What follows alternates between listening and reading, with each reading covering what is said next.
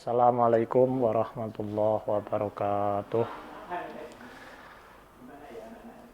Untuk pertemuan pelajaran fikih salaf untuk kelas 7A sampai kelas 7D. Untuk hari ini kita membahas faslun wal mashu alal khuffaini. Kita buka halaman 6 kitabnya ya. Biniyati liridhaillah wa ridha Rasulillah sallallahu alaihi wasallam. Al-Fatihah. A'udzu billahi minasyaitonir rajim. Bismillahirrahmanirrahim. Alhamdulillahi rabbil alamin. Ar-Rahmanir Rahim. Maliki yaumiddin. Iyyaka na'budu wa iyyaka nasta'in. Ihdinas siratal mustaqim. Siratal ladzina an'amta 'alaihim ghairil maghdubi 'alaihim waladdallin. Rabbighfirli wa liwalidayya wa lil mu'minina amin. Bismillahirrahmanirrahim. Faslun wal mashu 'alal khuffaini jaizun bisalasati syara'ita. Jadi sekarang fasal menerangkan mengusap muzah, atau muzah itu kaos kaki yang terbuat dari kulit yang menutupi mata kaki atau menutupi kemiran. Wal mashu alal khuffaini jaizun bisalasati syara'it. Jadi membasuh khuffain atau membasuh muzah itu diperbolehkan dengan 3 syarat. Membasuh muzah atau kaos kaki yang terbuat dari kulit itu diperbolehkan dengan tiga syarat. Yang pertama apa? Ayyabtadi'a lubsuhuma ba'da kamalit thaharah. Syarat yang pertama yaitu orang tersebut memakai muzah sesudah melakukan thaharah atau sesudah suci. Memakai muzahnya itu setelah suci dari hadas kecil atau hadas besar. Yang kedua, wa ayyakuna satira ini lima halli fardi minal qadamain. Yang kedua khuf atau kedua kaos kaki tadi itu menutupi mata kaki, menutupi kemiran, menutupi 2 kemiran atau mata kaki. Yang ketiga, wa ayyakuna mimma yumkinu tatabu'ul masyi alaihima. Yang ketiga apa? Dapat dipakai untuk berjalan, jadi tahan. Jadi tatkala khuf dipakai seseorang itu tahan, dibuat untuk berjalan. Orang kok dibuat untuk berjalan itu sobek, tidak mudah sobek atau tidak mudah rusak. Jadi syarat untuk membasuh khuf atau membasuh muzah ada 3. Yang pertama, orang tersebut memakainya sesuci dari hadas kecil, yaitu melakukan wudhu, atau dari hadas besar, yaitu melakukan mandi. Yang kedua, khuf tadi menutupi mata kaki.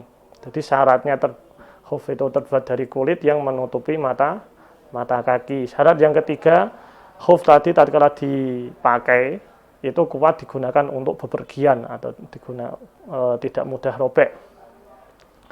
Setelah itu wa faraid wa yamsahu al-muqimu yauman wa lailatan. Jadi ini waktunya mengusap. Batasannya waktunya mengusap itu dibagi menjadi 2. Yang pertama, wayam sahul mukimu yauman walailatan. Jadi orang yang mukim, yaitu orang yang tidak bepergian, orang yang di rumah saja, itu boleh mengusap muzah itu selama 1 hari 1 malam. 1 hari 1 malam. Wal musafiru salasata ayyami bilayalihinna. Salasata ayyamin bilayalihinna. Dan yang kedua, orang yang bepergian atau orang yang musafir, yaitu orang yang melebihi 83 km atau yang lain. Kalau orang musafir diperbolehkan mengusap muzah atau mengusap muzah itu selama 3 hari. 3 hari, 3 malam. Lah permulaan hitungan 1 malam, 1 hari 1 malam untuk orang mukim dan 3 hari 3 malam untuk musafir, permulaannya kapan? Wa batidaul muddati ila min hina yahdus ba'da lubsil khuffaini. Jadi permulaan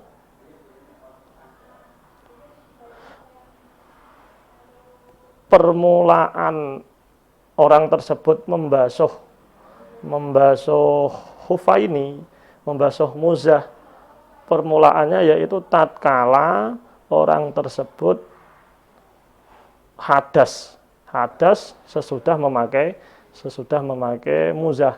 Contoh saumpama jam 7 wudu, setelah itu memakai muzah, kemudian jam 12 dia hadas, atau contoh saja kentut, dia hadas. Maka dari itu hitungan permulaannya bukan dari jam 7, akan tetapi mulai jam 12. Itu permulaan menghitung hari untuk membasuh khuffaini. Fa in masaha fil hadar summa safara au masaha fis safar summa aqama atamma mashu mukimin. Jadi gambaran ini tatkala ada orang yang dia di rumah, jadi pengusapnya itu fil hadar, di dalam rumah, kemudian dia pergi atau kemudian dia musafir, atau sebaliknya dia mengusapnya itu di perjalanan, waktu hadas, setelah itu dia melakukan wudhu dengan cara mengusap muzah tadi, kemudian dia datang. Lah ini hitungannya berapa? 1 hari atau 3 hari? Maka menurut kitab ini, kitab Fathul Takrib, itu disempurnakan 1 hari 1 malam. Kita ambil tata cara mengusapnya orang yang mukim.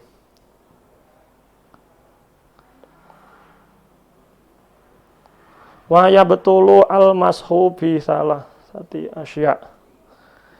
Jadi batalnya membasuh, perkara yang membatalkan dalam pengusapan muzah itu ada 3 perkara yang membatalkan orang tersebut diperbolehkan mengusap muzah.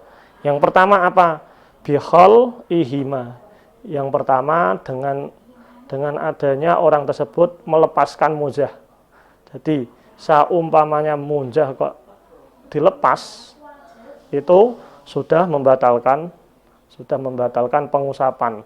Contohnya saumpama orang musafir, dia 1 hari wis ora kerasan, panas rasane saumpamane.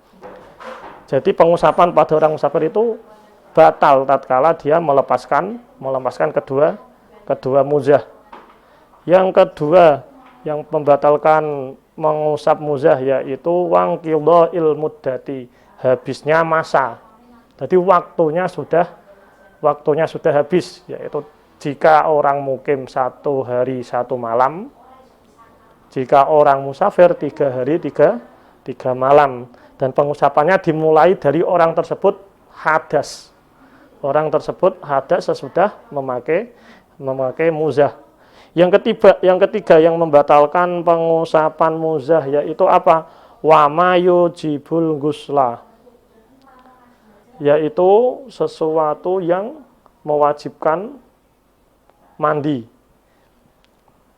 Jadi perkara yang membatalkan mengusap muzah atau mengusap kaos kaki yang terbuat dari kulit, yang pertama adalah karena terlepasnya khuffaini, terlepasnya 2 muzah. Yang kedua, habisnya waktu pembasuhan. Yang ketiga, suatu perkara yang mewajibkan mandi besar. Yang kemarin itu ada keluarnya mani atau bersetubuh atau yang lain. Setelah itu faslun wa syara'itut tayammumi khamsatu asya. Pasal yang berikut ini menerangkan tentang syarat-syaratnya tayamum.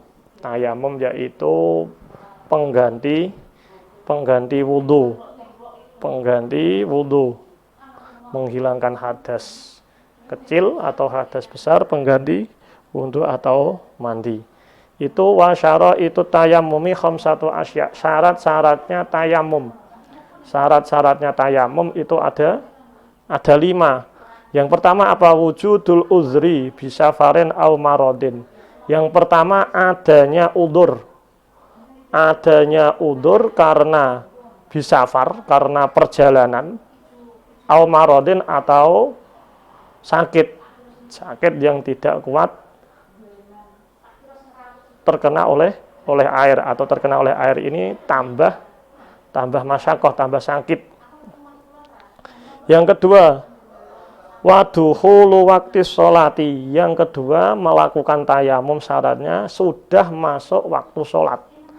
Jadi saumpama sholat duhur jam 12, maka melakukan tayamum untuk melakukan sholat duhur dilakukan setelah jam 12. Tidak boleh kok dilakukan sebelum duhur. Itu. Yang ketiga, watolabul ma'i. Yang ketiga, orang tersebut mencari air. Jadi syaratnya mencari air.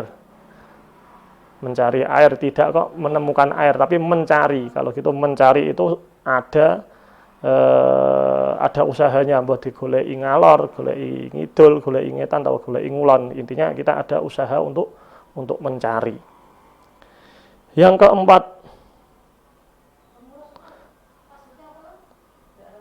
wa ta'adzara istimaluhu wa iwazuhu ba'da tolab. Yang keempat, tidak dapat menggunakan air dan tidak ada air setelah mencari. Yang kelima, watturabu at-tahir lahu gubarun. Fa in khalatahu jissun aw romalun lam yajuz. Yang kelima yaitu menggunakan debu yang suci, yang mana debu tersebut ada gubar, bleduke.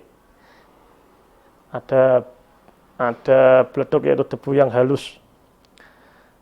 Fa in khalatahu jisun, maka jika debu tersebut tercampur oleh najis, romal atau pasir, maka tidak diperbolehkan untuk tayamum. Maka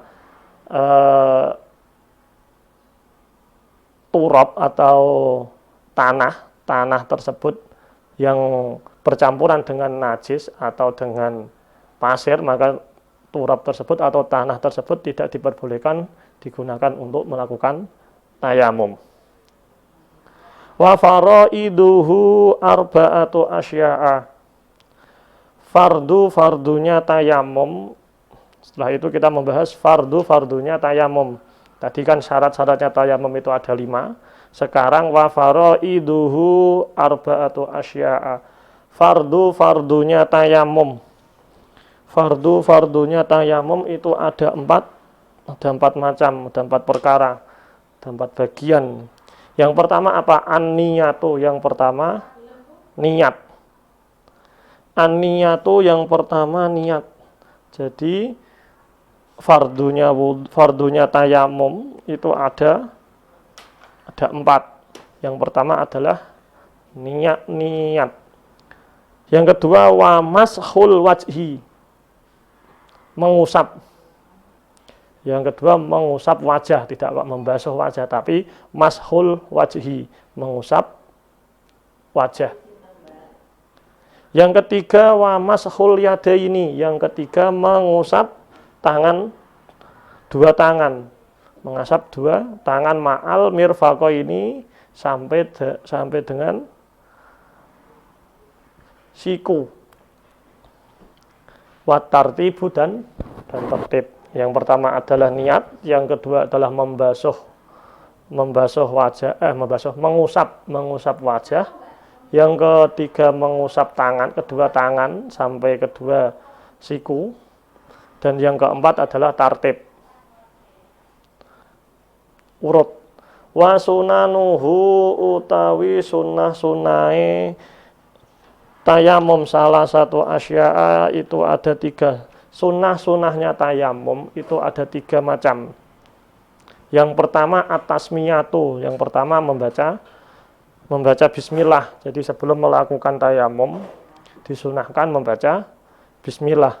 Wa taqdimul yumna alal yusra. Yang kedua adalah mendahulukan anggota yang kanan dan mengakhirkan anggota yang kiri. Taqdimul yumna alal yusra, mendahulukan. Yang kedua adalah mendahulukan anggota yang kanan dan mengakhirkan anggota yang kiri. Wal muwalatu lan nuli atau terus menerus. Gambarannya langsung niat mengusap wajah, mengusap tangan, kedua tangan, dan itu dalam satu majelis. Itu gambarannya mualah. Walladzi yubtilu at-tayammuma salah satu asya. Jadi yang seterusnya adalah perkara-perkara yang membatalkan tayamum. Perkara-perkara yang membatalkan tayamum.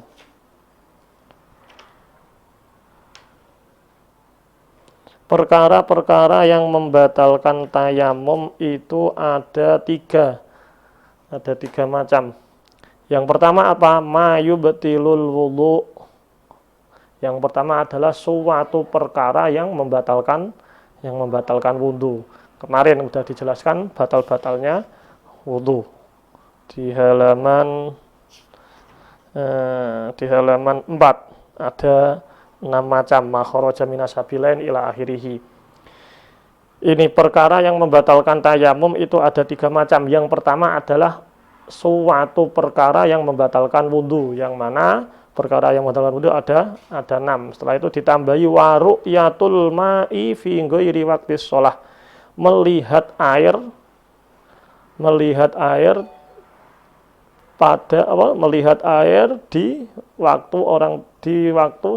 di selain waktu sholat.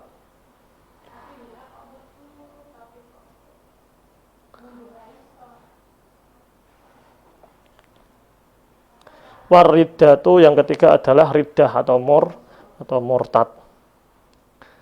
Yang ketiga adalah murtad.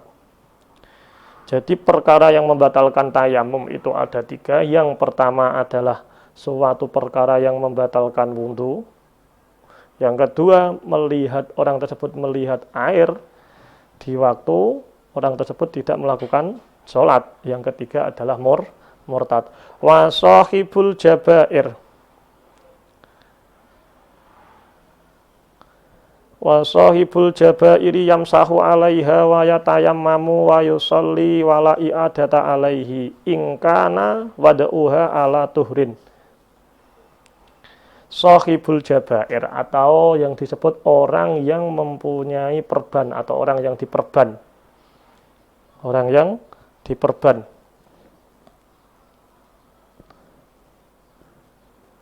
Orang yang diperban. Sahibul jabair atau orang yang luka setelah itu dia diperban atau digib. Orang yang diperban itu diperbolehkan mengusap perbane atau diperbolehkan mengusap perbannya. Setelah itu wa yatayammamu wa yusalli wa la i'adata alaihi. Setelah itu dia melakukan tayamum. Setelah itu melakukan sholat. Gimana status sholatnya orang? Status sholatnya orang yang mempunyai tambalan atau mempunyai perban, yaitu tidak mengulangi, tidak melakukan i'adah, tidak mengulangi sholat. Jika dengan syarat peletakan peletakan perban tersebut, orang tersebut dalam keadaan suci.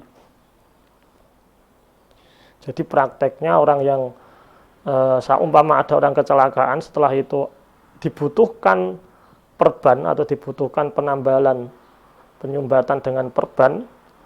Jikalau peletakan perban ini dia waktu peletakan ini mempunyai wudhu atau dalam keadaan suci, maka tatkala ingin melakukan sholat, dia wudhu, setelah itu tayamum, diperbolehkan mengusap jabirah tersebut, dan sholatnya statusnya nanti setelah sembuh dia tidak mengulangi sholatnya lagi, dengan syarat peletakan jabirah atau peletakan tambalan tersebut orang yang sakit dalam keadaan suci. Tapi menurut ada perbedaan pendapat antara satu ulama dengan ulama yang lain, yang mana tatkala jabirah berada pada anggota tayamum,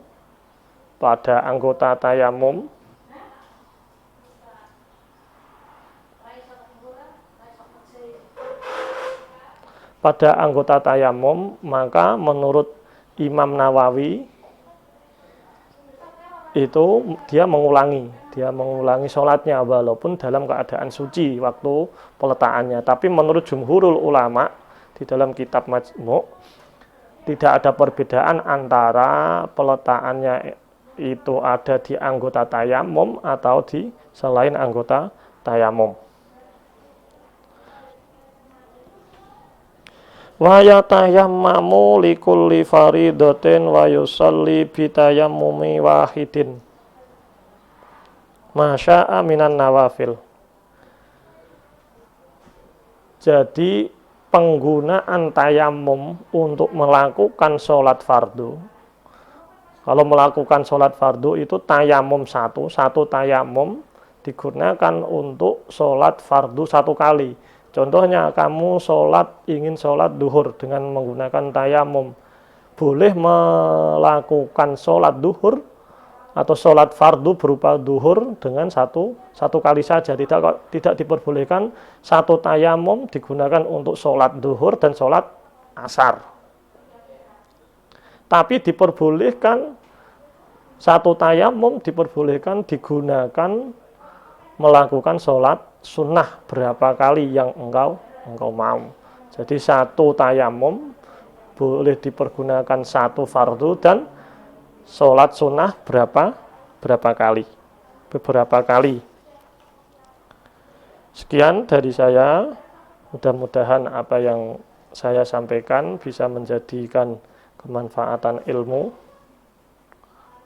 Nanti untuk siswa saya kirimkan terjemahannya, nanti ditulis yang bab mengusap khufain di halaman 6, di samping halaman 6, yang syarat-syaratnya tayamum nanti di samping halaman 7.